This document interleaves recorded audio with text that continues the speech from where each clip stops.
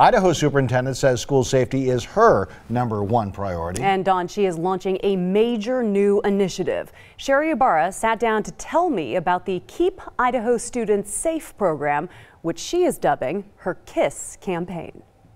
Idaho superintendent says she was horrified by the recent school massacre in Parkland, Florida. Sherri Ybarra's team has been working on a stronger safety plan for Idaho schools, and she says now is the time to act. There is no price on safety, and this is the #1 ask from our community right now. The Safe Schools initiative involves 3 new programs. It starts by requiring all K-12 teachers and administrators to take 45 hours of prevention training. We often talk about arming teachers, and we are arming our teachers, for lack of a better term, with knowledge. After talking to students, Ybarra also believes every school needs a resource officer. When they're in their classroom, they feel safe, but when they're in large masses, such as the lunchroom, at an assembly, or all coming in the morning when the bell rings, those are the times in the activities which they do not feel safe and where they would like to see a security presence. With this initiative, schools could apply for state grant money to pay for a security presence. Districts would decide if they want that person armed. Lastly, the superintendent wants to create a new position in her office,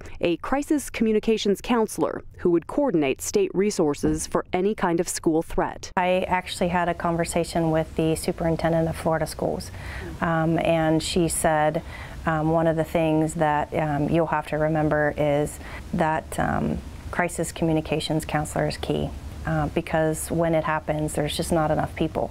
And everybody did the right thing. Emergency management plan was in place, but the aftermath that you deal with. The 3-pronged safety approach the superintendent is proposing comes with a price tag of $21 million. The people who will have to approve that?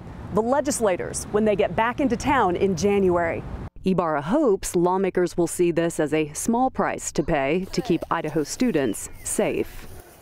Now, if lawmakers approve that supplemental budget request, schools could start tapping into those additional safety dollars in about a year from now. But don't forget, this is an election year, and Ybarra faces both a Republican and a Democrat challenger to even keep her office and try and push this platform.